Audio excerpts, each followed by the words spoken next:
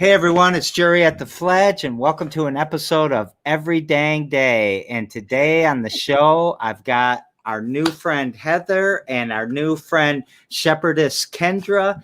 How you guys doing today? Great. Fantastic. Yeah, there's a lot of energy coming into the show based on us prepping here for a little bit. So before we get too far into, today and your projects and all of that, yesterday was the last day of Kwanzaa, and I know that you celebrated that, and you had something I think that you did every single day, and you made a great video, all of that. Would you mind spending some time talking about Kwanzaa and this year's celebration and COVID's impact and the social justice impact and all of that? Oh, absolutely. Kwanzaa is a man-made holiday, just like every holiday that is celebrated in the United States. It was brought to the United States by an immigrant, by the immigrants, and all of the holidays were brought by immigrants. And it's based on their traditions that they did in their origins and in the countries that they originated from.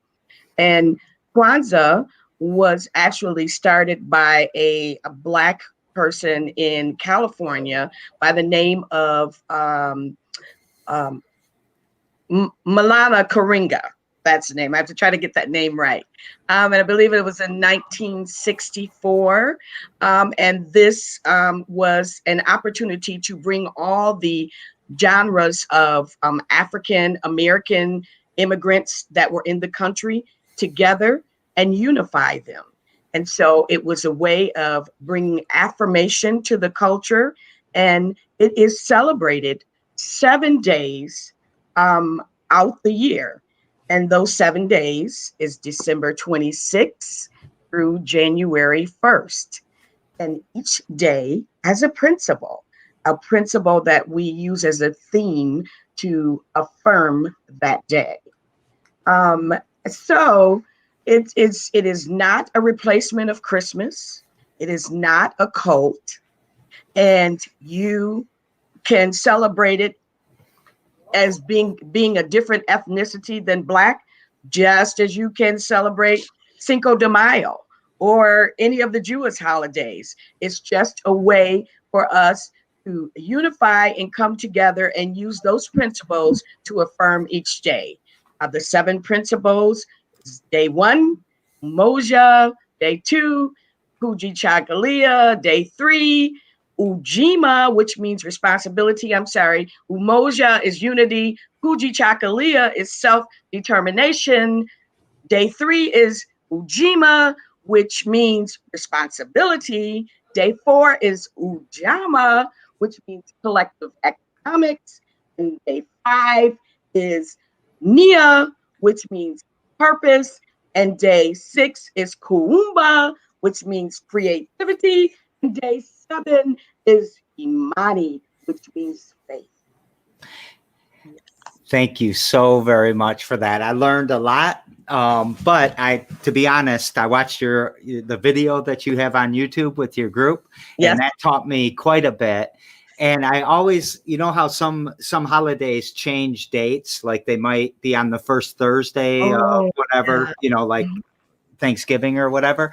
I was always a little nervous about where Kwanzaa was, and I was like, last year I know it started on the 26th. So yeah, thank you for making me more comfortable with that. Yes, it will always start the day after Christmas. Okay, that's perfect to know. And anybody can celebrate it, right? Anybody, yes. So if I said Happy Kwanzaa to somebody, would I be accused of cultural appropriation or anything like that? Not at all. Not at all. No different than saying Happy Easter or Happy New Year's or Happy Cinco de Mayo Day. I bet you some white people are a little nervous about that, though, about whether they're interfering with the culture or stuff like that. Do you find that, or? That's why it's so important for us to make this information very much available, to bring awareness to the holiday and for us to interact so that we can learn each other's traditions and cultural values. All right, I'm going all out next year. I want 8 days of holidays. You have to make up your own principle. So no, I'm going to do Christmas and then Kwanzaa too. Yeah, we do it every year. Yeah. So I had and I'll get to you guys in a second more about the worship without words. But I had a young lady, Mariah, on the show a couple of days ago on Christmas Eve, and she has a company called Agbara, which is a Yoruba word from the Nigerian ethnic group. Wow. Yes. That means power. Yes. And she was talking a lot about how that a lot of people of color, women of color in particular, are reaching back to some of the traditions from the ethnic groups in the states and the tribes and everything from Africa.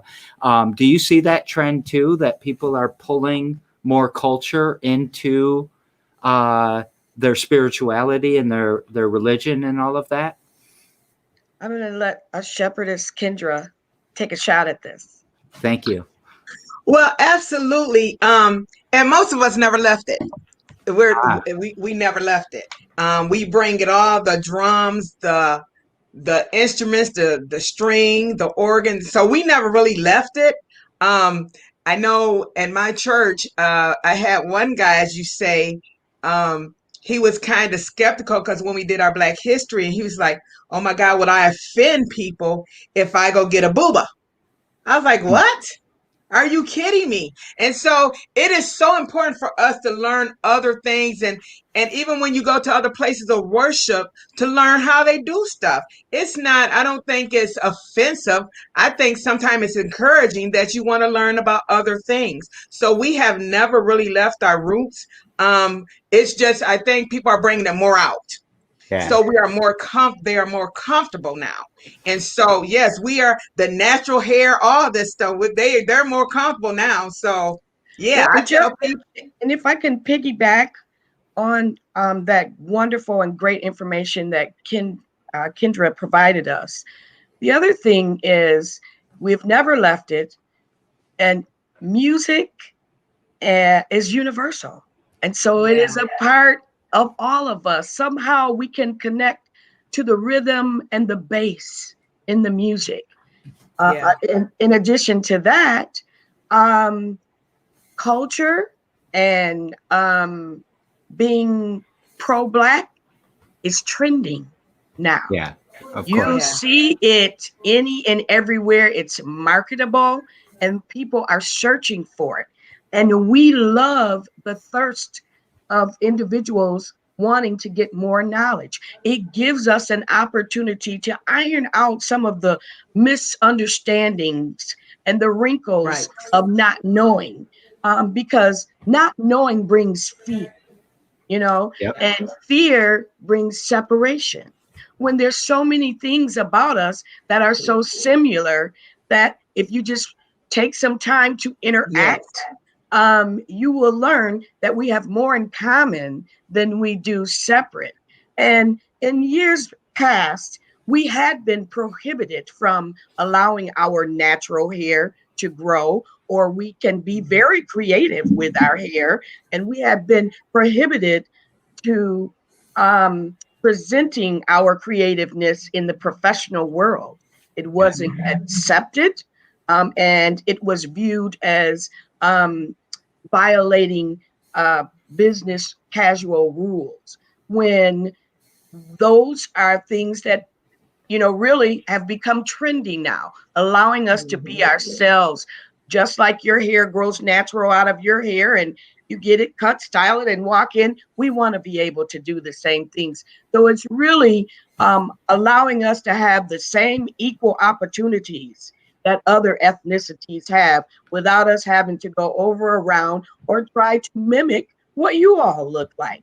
Yeah. Now, I also want to make a point that I noticed that you have several African statues behind you, which I see some of them and have I'm sure the origin of the one with the round face is West Coast, Ghana area. Yep, she's from Ghana. Uh-huh. She's a Yeah. fertility goddess. That I was Yeah, trying to see yeah. very well, but yes. And so, and many different ethnicities use different things for symbolic reasons, i.e., like the Christmas tree. We have no idea how the Christmas tree is connected with the birth of Jesus Christ, but we roll right along with it. So it's just a blending of different cultures and learning to appreciate the differences and to recognize the similarity. I Yeah. love it. I love it. So thank you for that. Like you said, very wonderful information and very informative. Plus, opening up the doors more and kind of widening your reach and inclusion and welcoming and stuff like that. So now I feel a lot more comfortable in my skin. And this is That's right. this for a lot of people. This year has been the year. Last year, sorry, we're in a new year. Yeah. Was the kind of the year of anti-racism and looking for their blind spots and finding, where they can do better. So thank you for helping me fill maybe not a blind spot, but a misunderstanding or a fear, like you had said. Because if you can't see into something, Right. you make up what's behind those walls or those perceived walls. So you two are wonderful. I can't wait to go on to the next subject, which we're going to do right now. And the next subject is, would you mind telling us a little bit about yourselves, like born and raised, all of that stuff? I'll go first. All right. I was born and raised right here in Lansing, Michigan. My high school was Eastern High School. Go Quakers. Quakers. See, we got the sign down and everything. That's right. I still know the fight song over there as we hit the dusty trail. So my kids went to Sexton High School, so, but I was like, we always used to have this argument about Quakers and Big Reds eating the oats and all this crazy stuff. So, but yeah. And I went to LCC, Davenport College, on business. And so, being a part even of what we are part of is like, it's just in us. It's just in us, and to learn different cultures, just to learn different things. I love how they had Eastern, where it was when they had switched to different diversities of teaching, and how it changed. And I was like, wow, that was great. Now I'm not too fond of them at the new part of school, but that's okay. It's okay. They still got the field house. That field house, I can see that field house from my porch of the flag. Oh, nice. And I always brag that I live a block and a half away from the hospital I was born in, and I work a block and a half away from the high school I graduated from. But in between the last 40 years, I've been all over the world, and I'm right back here where I want to be. So welcome, Quaker. People try to run away from Lansing, but it's something that brings them back. Something brings them back to Lansing. They miss it. We can go away and travel and visit other places, but it's nothing like home. So Lansing is my home. I done been other places, but it's something about Lansing that I'm just comfortable with. I know Lansing. I should say that. So East Side, when the school had rivalries, it was the Big Reds against the Quakers or the Big Reds against the Vikings. And before my time, it was Harry Hill. So on Wise Road. So yeah. So I am Lansing. I am wherever I go. I'm Lansing, Michigan. I am Lansing, Michigan. I got to give you one of these. It says Lansing raised me. That's right. Yes. That's a good one. That's a good one. That's a good one. Yes, that is a nice one. It did. It raised me. It raised me too. What about you, Heather? Lansing's a good hometown place.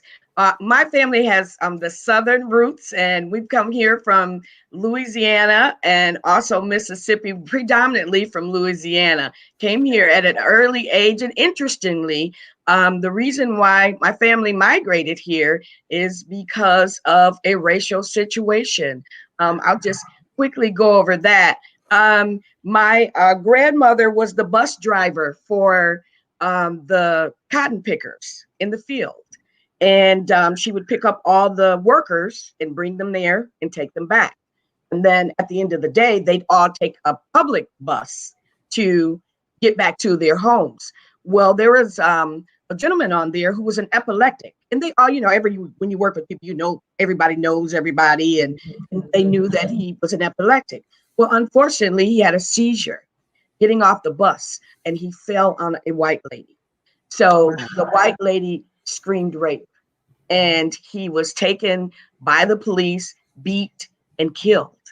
And my family witnessed it. And my family refused to allow that situation to go to court without them testifying. And so instead of them testifying, the police and the prosecutors paid to have them shipped away. And they asked, where did you have family?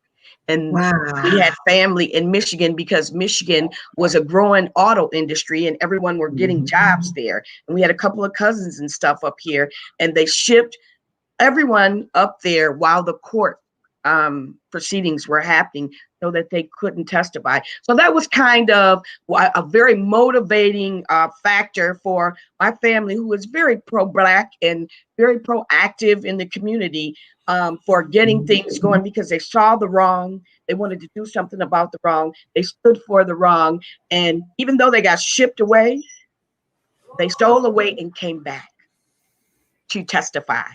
And then was cared, there was a group of Panthers that protected them and shipped them back to Michigan. And they had to agree never to come back. And so that was a very prolific moment in our family history.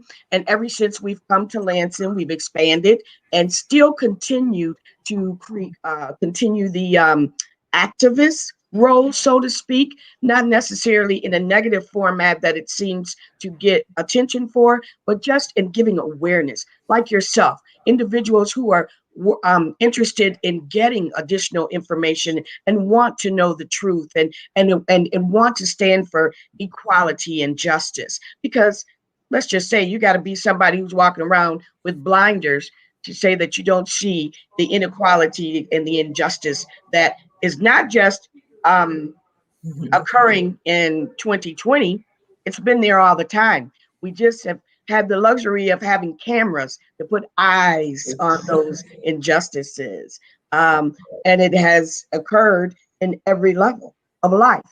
Our industry and our economics has been built on these racist different tactics. So I came here and I attended Gardner and Mustangs, right, and Hill, and graduated from Everett Vikings. I was a Viking cheerleader, a Viking track star, and also my both my parents were activists within the community and very, very popular. And my father was a one of the top Warner football coaches and basketball coaches, and all of the head football coaches within the city right now and for the last 10 years were remnants and results of him. They played for his team. Several of them he was a surrogate fathers to, Mr. Coach Danny Bogan, Mr. Coach Rod Watts of East Lansing, definitely Mr. Coach Carruthers from Eastern, who is now the administrator there. He was one of my father's surrogate sons. So there has been, they have been a very, very well known around the city. All right, so I'm going to cover all my bases real quick to give me a connection to you two.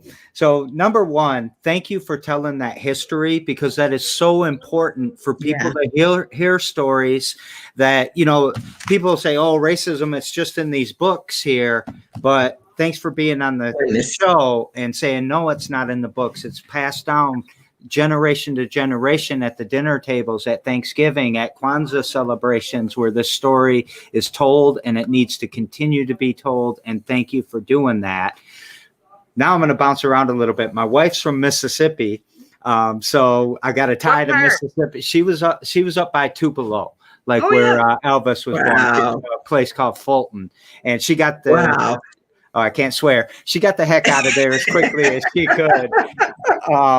And then I went to Everett for a year. I grew up on the south side on Hague Road before I transferred to Eastern. And I was supposed to go to Hill, but they closed it the year that I started high school.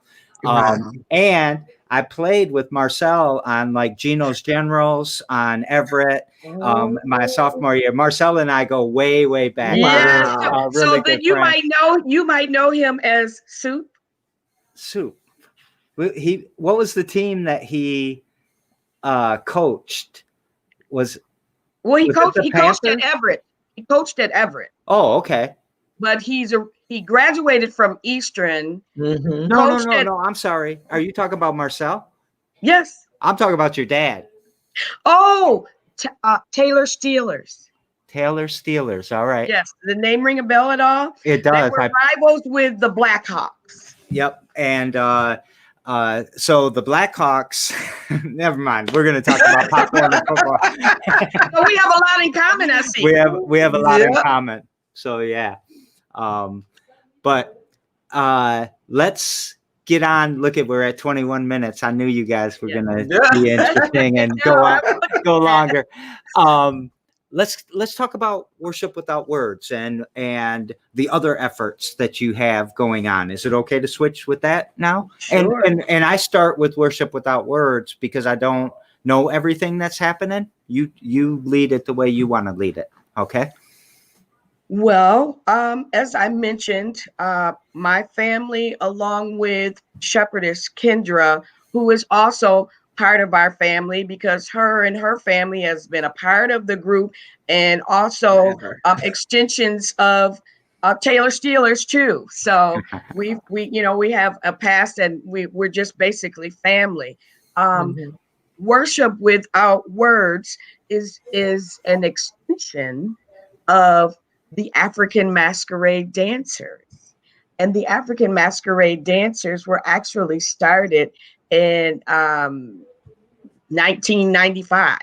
Okay, way back. And as we moved to 2007, when Worship Without Words was created, we transitioned from the African dancing to liturgical praise dancing. Unfortunately, we were the only cultural dancers in the city. So having done African dancing for so long for specific events, they still call us for the African dance piece, especially around this time of year, around Kwanzaa events, MLK Day, Black History Month. And we're the only youth group that provides that type of edutainment, as we like to call it, because we educate the audience as well as entertain them. So in 2007, we launched Worship Without Words as a community praise dance group. And that group is made up of multiple young ladies who are members of churches all over the city, which means it gives us the latitude to share our services around the community at any event or any faith-based establishment. And our services go over and beyond the faith-based services. We have done festivals, graduations, weddings, you name it. We do MSU Black Power rallies. We do all kinds of initiatives. MLK Day, luncheon commission. We do all. I mean, they call us for everything. Everything. I'm gonna be calling you too. Yeah. Worship Without Words is deep. Oh, I'm sorry. Oh, I'm sorry. Go ahead. Worship Without Words is deeply rooted in this community, and it has been very dedicated to this community. I deal with the choreograph, the hands-on dance applications with the dancers. I also deal with the community in terms of the scheduling, the requests, and the requirements. Shepherdess Kendra, she deals with the guidance and the counseling format of the team, because let's face it, when you're dealing with 10 to 15 plus young ladies, Mhm. teenagers, young adults, you got all different type of moods, personalities, at a very impressionable stage, and that guidance and having them rooted and having solid information of life skills is very, very necessary. And to have to deal with all aspects of that, to deal with the dance part, to deal with the administration part, to deal with community connection is too much for one person. So Wow. Shepherdess Kendra, she deals with, and plus she's a counselor. So so she's a natural at it, and also she deals with our public representation. So she talks with people like you. All right. Well, do you want to add something to that? Yeah, I don't want Sister Heather, she don't toot her own horn, so I'll toot it for her because she's a dancer. And so she does get out there and dance, and they do. Now, if you come to any performance that they may do, any ministry that they may do, be ready to and be prepared to dance. Be ready. They will pull you in. It is nothing selfish about it. They're going to incorporate you into their routine, and they will teach you before you get up there. And so she's one of my favorite dancers. And just to put it out there, me and my partner, they done gave us we're the Generation G or whatever they call us, because I used to be a dancer with them, but as age have it, some things I had to let go. But no, and so sometimes it's not, you don't even have to be at a church, but if you are willing to abide by some of the rules and our understanding, you can be a part of WWW, Worship Without Words. We do not discriminate. It doesn't matter how young you are. It doesn't matter how old you are. It just matters if you're willing to learn, and you want to move, and you just want to learn different types of genre of dancing, because it's not just, I know she named a few, but we're all over. We're all over. We do not discriminate. We have been a part of the Ingham County Fair for years. And so when they have their different cultures, I may be biased, but WWW brings the flavor, So, but I mean, it is, Jerry, you have got to come and see one of their ministries. Oh my God, you will be blown away. Now, if you like, when we were talking about the different cultures, now, if you listen to the techno music sometimes where they just got that boom, boom, it Yeah. makes you move. I guarantee you, if you come and watch WWW and one of them, you're going to be wanting to move, All right. especially when they do the African dance. I'm a Well, You're going to follow. want I think that's a challenge. He's got to get I'll out tell you. there. I'm accepting the challenge too. Yes. I will get Okay. out there, but Yes. we're going to do it when it's safe. We're going to do it when this thing's not spiraling out of Absolutely. control. Well, And Absolutely. that's the great thing here.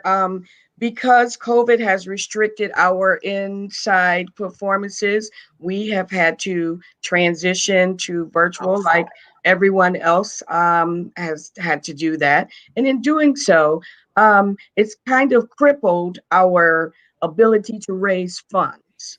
And that is our number one objective throughout the year, only because WWW, we are passionately called WWW because, it's easier and we get all these different names. But WWW created a network that uh, we have a annual community concert And that concert is at the end of the year. And what it does is it brings all kinds of dance genres together on one platform. We have African dance, of course, jazz, we have hip hop, tap, we have hula hoop dancing, skate dancers, we have we have Indian dancers, we have Mexican dancers. We bring them all together on one platform and we make it one community melting pot. And the way we do that is we do fundraisers all through the year so that we can finance this wonderful melting pot event of all of the ethnicities coming together. And what's even more fabulous about that is we make sure that each group takes something away from the other group, learning about the other traditions and cultures. And then it's an entertaining show. And I know we're kind of stuck with time real quick, but I'm just going to say also with COVID and our restrictions kind of suppressing our ability to continue servicing the community, we were determined to continue the quest. And that's how we birthed the COVID community cares. And that's targeted for seniors and COVID survivors only. So we're just asking the community to continue sponsoring us, continue looking out for Worship Without Words so that we can continue to serve the community. All right, I got a few questions, and then we can switch over to Shepherdess Kendra. I'm getting it down. It's going smooth now. You are doing great. You're the first shepherdess that I've had on the show, so I had to figure this out. She's a first. Yeah. So my first question is kind of funny. Edru or Roller World? Roller World. All right. You know what? Maybe Heather doesn't know what we're talking about. Roller skating. Yeah, roller skating. But Roller World turned into like a dance on Friday nights. Yeah. In the 70s. So there was this, well, I'm going to say this. There was this little Mexican kid that was out there winning all the dance contests. That was me. Hey! Really? So he's got dance in him. But I'm not Mexican, though. But everyone thought I was in the 70s. So, and, wow. But yeah, I used to dance at Roller World. So I'm taking you up on the challenge. God. I'm not getting my dancing shoes back out. I retired them, but I'll move a little bit. Wow.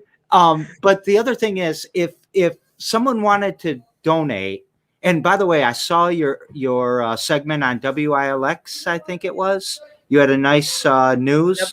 WLNS, I believe. Oh, LNS on Channel 6. Yes.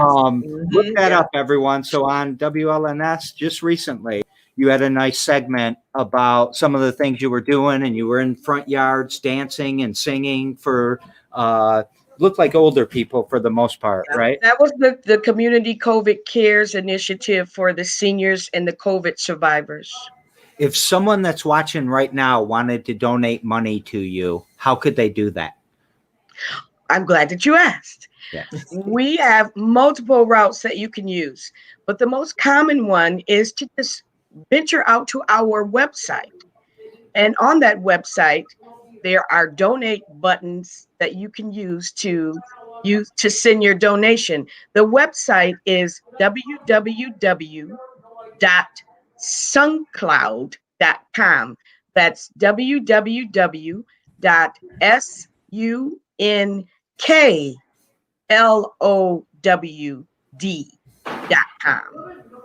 SunCloud. Got it. So I put that in the chat for you. So awesome.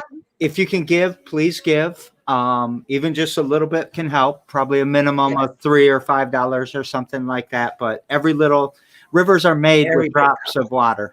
Yes. Yes. Oh, I like that. Yeah. I like that. Oh, thank you. You can use it whenever you want because I stole it from someone else. So, what else you want to talk about? I know that we have this target time frame, but I think I could talk to you two for hours. Well, I just want to make sure that people are aware about the Community COVID Cares initiative, that why it was birthed is because many of the seniors or COVID survivors are restricted to staying in the house and quarantine. And many of those seniors are alone. And many of them haven't had any human interaction. So it's a wonderful delight for them to see a dance group come on their lawns. It's safe, and they're peering through windows, seeing a high spirited, warm uh, dance that is uh, just loving and Yeah. joyous. Even neighbors come outside in the Yeah. area just to record or see it, and it's uplifting. And we were made to interact, you know. So it just gives the individuals a good feeling, and sometimes is uh, meditative. It's Right. healing. It's healing. And I want So, to so piggyback we off want of them. that. We Yeah. want people to know that all they have to do is call us, and if they know of someone in the community that's alone that could use some uplifting, or we had one. I'm not sure if you maybe there was a professor and his wife from MSU that were alone, and they called us repeatedly because we also bring bags of essentials and just drop them on the porch. And unfortunately, we lost one of them in 2020. And so we were so glad that the youth had the opportunity to give back to the community and see how so important it is. Yeah. It's extremely important. And, when I watched that segment on WLNS, everybody that was watching you was crying. Like they were just so overwhelmed with emotion. Yeah. And, Yeah. what you're doing is great because in this time of isolation and this time of Yeah. quarantine, people really need connection. It is a basic need. And, you guys are doing wonderful things. Thank you. I don't know. So you said that Shepherdess Kendra would be talking about the mission and the objectives and stuff like that. Can we spend a little bit of time on that? Like, how do you summarize what your mission is? Well, our mission is because we're a community group. And Mhm. so we go around, we're in the community. We are the community. So it's not just like we're randomly pulling people from churches, different churches, but it's community. And so that's what our mission is. We go out to uplift. We are to bring joy. We bring encouragement, uplifting. And when we were talking about the COVID care, they make it personal. They Mhm. make it, they produce, make cards, poster boards for the individual so they know that it's about them. It's never about us. We move stuff out of the way, and Uh-oh. so that the You, Uh-oh. community and how we Howard. survive is through community. That's how we continue on, is through community, the support of the community. And so, and if people do, that's just a little nugget if they give us a little extra, but we do it because we care. We do it because we love people. And like I said, it's from all ages, so we don't discriminate. If we can make you feel good, that's what we like to do. If we could put a smile on your face. And I know Heather talked about the different events that we go to, but we also have did funerals. We also have did birthday parties. So we have did something just to make a sad situation a uplifting situation. So that is our mission, just to bring a little sunshine to the community, a little sunshine to your day. Sometimes if you, I watch, I practice at home and do my own. I'm making my own thing. So I have my own moves that I think look right until I look in the mirror. But that's what we do. That's what worship without words is. I know we have so many names that people have given us. Instead Mhm. of worship without words, we've been worship with words. We've been a lot of names. But that is when we start this group, that's our mission, to get Yep. out and spread love, to get out and To be bring able joy. to reach Yeah, the audience, to reach a heart, to yeah, inspire a mind. And then on the back end of that, for the youth and for the young ladies that are yeah. involved, that's where Shepherdess Kendra gets heavily involved, because we have, let's just say that our group is not perfect. And we have Mhm. individuals who come from despaired communities or doesn't have the perfect life at home. But we create a safe space for them Yeah. to seek refuge, to get their personal needs, to sometimes travel or attend workshops that they may not otherwise be able to do that. Our number one mission is to make sure that we are a vessel for those young ladies to life. We seek finances for them to attend workshops, Yes. to do essays so that they learn life skills and do public speaking and can become reassured within their self. We use the dance as a creative way of expression, as artivism, so that sometimes when they are acting out or are emotional, that they can turn those emotions into something positive, but giving, making sure that you understand that the more you give, the more you do for someone else, your issues become mute and you can deal with them much better. So it's blending ladies together, dealing with their social economical issues and their social issues amongst themselves at home, and then learning to give back to the community and learn from the elderly as well. Yeah. It's I think that you two are amazing. I think that your mission is so needed. It's always been needed. It will always be needed because kids need to be mentored. Young people need to be mentored. And I can't even imagine all the stories you have for them to give them guidance and to, you know, have them have real believable opportunity, real believable, it's one thing when some white guy at a school says, hey, you can do this and pull yourself up by the bootstraps. And there's such disconnected between one community and the next. Life's not like that. And we need believable mentors. We need believable examples. And what a great thing that you all are doing. So we agreed on the show that we weren't going to swear because I swear and I probably should break the habit or whatever, but I do. So my question is going to be, what's something you do every dang day to push your mission forward? But I tell you what, dang isn't doing it justice with the amount of passion and energy you two are giving me. So I want to say something more. What's something you do every day that pushes that mission forward? Thinking on somebody else. I always tell, because also where I work at and my clients that I deal with, I always have to look at somebody have it worse than you.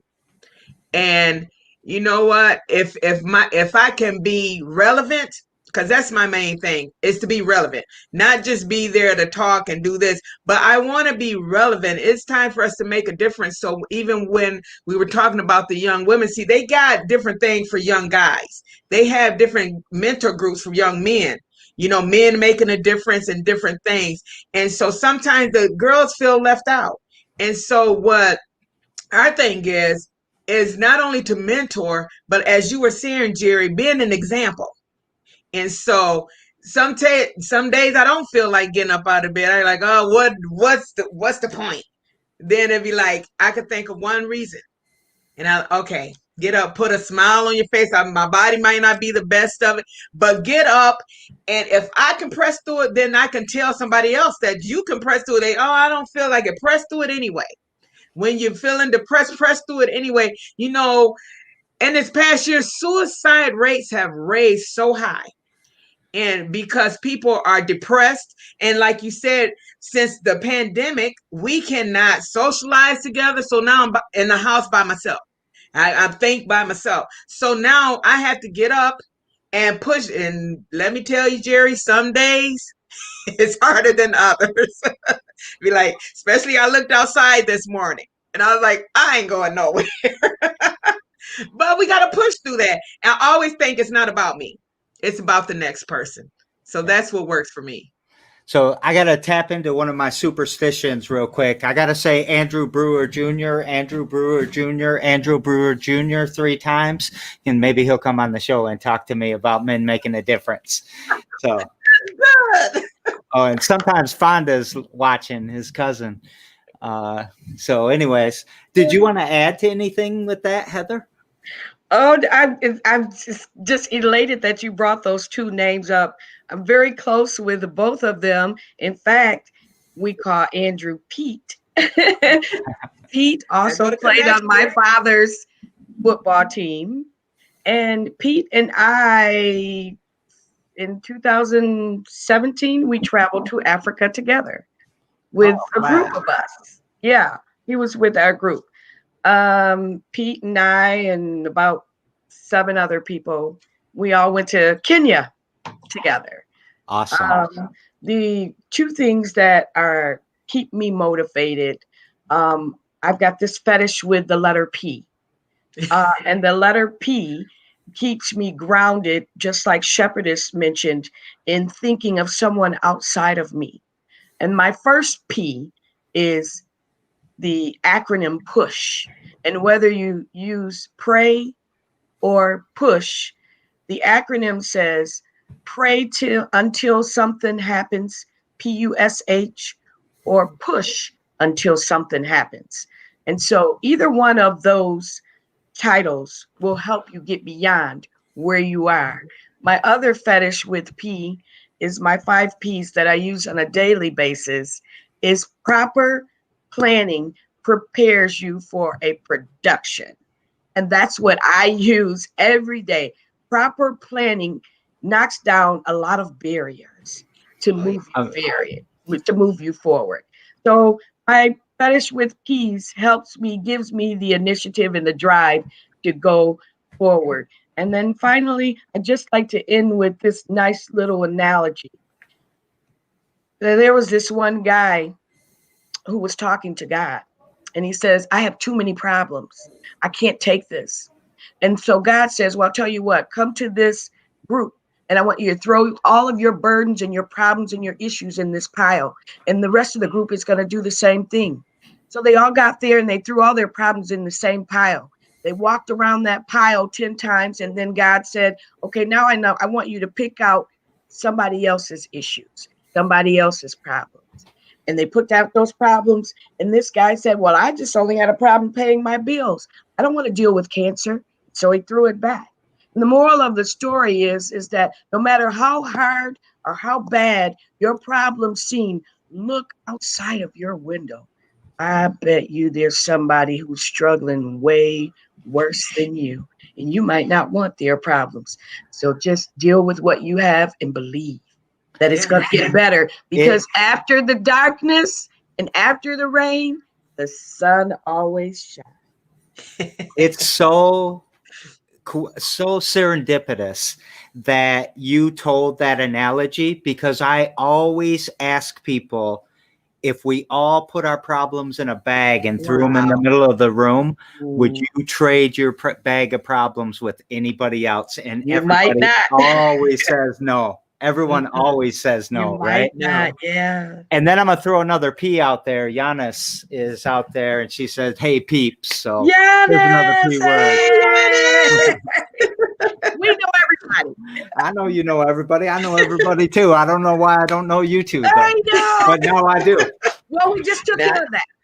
So, that's right. Yep, we did just fix that. So let's daisy chain these shows together. Yesterday on the show, we had a young man named Dylan who's starting out with a marketing company. And his question that he wanted me to pass to y'all is, what's that inner voice that might wake you up in the middle of the night to take down some note, or pops you out of bed, or keeps you going even on slushy, wet, icy days like today?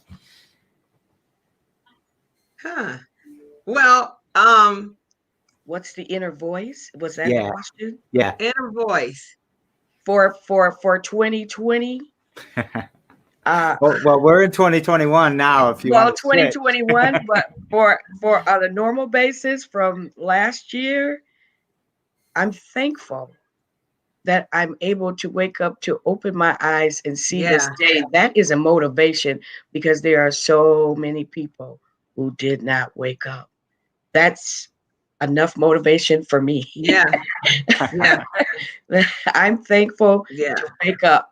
And that's my inner voice telling me, let's hit the ground running. Yeah. Mine's will be my dad's who passed in October, but I just hear him say I can lay in the bed and I can hear the bird chirp. I like I'm not doing that. And I just hear him say, "Get up, child. You gonna sleep the day away?" And I look at my phone and I be saying, but it's only 5 a.m. But I think about my dad would be up, dressed, drinking his coffee, and talking about, I guess y'all gonna sleep the day away. I'm like, so I always think of that because I was like, no matter, I even tell my kids, no matter what time it is, what y'all gonna do, sleep the day away? And like, Dad, you get up before the chickens. Now, what's going on? So that's my inner voice because I don't want to be like, I'm not gonna sleep the day away. I don't care if I get up, just get out of bed, to walk in the living room and come back to bed. I'm not gonna sleep the day away. So yeah, that's my, and even what Heather said, just thinking about the craziness we just came out of and how many didn't make it. So even if I just lift, if I feel a pain, I'm grateful because at least I can feel the pain. You know, I might not walk as good as I used to, but at least I'm walking. So when you guys are talking about the problems of other people, I like, man, no, I don't want to pick up anybody else's. I want to deal with my own stuff because that's enough. So yeah, my inner voice will be my dad. Get up, child. You're gonna sleep the day away. So yeah. That sounds like wonderful advice, and I'm sorry that you lost your father in October. Thank you. Thank you. Yeah, sorry about that. Thank you. So now, tomorrow on the show, we have a mutual friend again, Daryl Alexander. And he's going to talk about innovative interactions, which is one of his IT efforts. And you two came up with a great question for him. You want to tell me what that question is that I can pass on to him? Now we had a list for him. You want the Oh, well, I guess we could do the list. I was going to stick with the socks. You know what? It's Oh, go for it, Shepherdess. We gonna stick with the socks. Those. But we can do whatever. Well, I mean that, and the other one is what would make, you know, his company stand out above all other else. What is something that's gonna draw us to him? You know what I mean? Like I could tell you what draw you to www. All I'm gonna do is tell you come see, and you'll be already drawn. So. Well, that's going to be my question. I'm gonna flip that on you. What's you said amp earlier? What's that amp that gets people, you know, that distinguishes you from other things I could go do, right? Because I can be edutainment in other ways too. But yeah, what gives you guys the amp? Every one of our ministries, performances, demonstrations, renditions is a powerful, heartwarming, high-spirited grab, guaranteed to capture anyone's attention. It's family edutainment. Yes. I love it.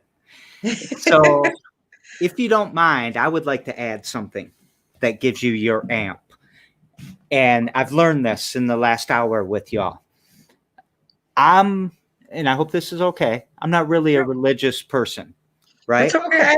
And sometimes religion will trigger me, right? I've had bad experiences with it. So some of the words make me cringe. Right. And you know, I didn't know exactly how this interview was going to go, but I'm committed. If somebody wants to be on the show, they get to be on the show. And I'll tell you what, even the subtlest of words that you used, you made a distinction between pray and push. You know, you said you can still use push in that acronym. Sure. You talked in the beginning about welcoming me and encouraging me to celebrate Kwanzaa. I have not felt more welcomed by my guest, if that even seems like a thing, than I do here with you. And I think your celebration and your techniques for inclusion and welcoming are going to increase diversity in our city even more, increase understanding even more. Our strength is in our differences. Yeah. And you two are, see, I can't even say. No, you can say Yeah. it. Go No ahead, barriers Gary. here. No barriers. Go. You two are badasses. And Yeah. That's and I positive. really enjoyed this. And Great. I thank you so much for what you're doing, from the smiles and the tears in the eyes of the people you're dancing for, to the, the gratuity lesson and the giving lesson that you're doing for the young people, and being from Lansing and helping make our community a stronger community. So, Yes. And thank you for what you're doing too, Jerry. It Yes. makes a difference. Spreading the word, it makes all the difference, and allowing us to come on here, even with reservations, So, Yeah. and we appreciate you bridging this gap for us. We really, really do. and Yes. Thank you, Jerry. Thank you so much for the platform. thank you. you so much. Yeah, we're going to reach people now that on our own we couldn't reach. And now you have opened that door. So thank you. Let's reach one real quick as we get out of here. Is there a Cash App someone can send to, or they got to go to the website? Absolutely. $HT, like Heather Taylor, WWW. There we go. So there you go, Sean. How you doing today, Sean? Hi, Sean. Hey, Sean. Sean. Do you guys know Sean? Yeah, we know everybody. Okay, all right. Yes. All right. Yes. So here's the question I didn't prepare you for. What do you Okay. want to take us out with? What do we want to take you out with? Yeah. What's the last thing you want to say to the crowd out there? Can I jump on this one, Shepherdess? Jump on it. You got it. I would like for people to know how important Worship Without Words is to this community, and how we want to build this infrastructure so that in the very near future, that their outreach also creates scholarships for their hard work, for all that they have done and all that they have given. And we don't want to take their efforts for granted, because they are committed weekly to this servant business.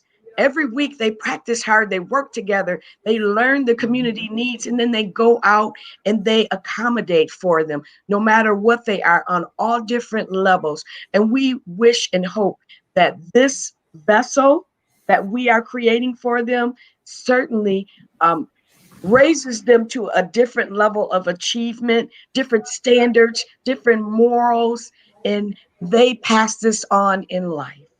Yes. I love it. So I'm going to throw one more name out there. Irvin Magic Johnson. Lansing raised you too. So get on. You got the That's Lansing right. promise. Get Yes. on the WWW. Yeah. Did you see the picture of WW? We with opened up Irvin. for a surprise birthday party for his Where's mother. mom? So Yeah, there. at the Marriott. I think that was in 2012. We Yep. have been trying to reach out to him for several years now. We were the surprise opening act for his mother's For birthday. Miss Johnson. Yeah. All right. So Magic, if you're listening, $HTWWW. Yes. Awesome. Show some love and support for WWW. Thank you so very much for being on the show. You two stick around with me for a second. Everyone else, I'll see you tomorrow for another episode of Every Damn Day. Yeah. All right.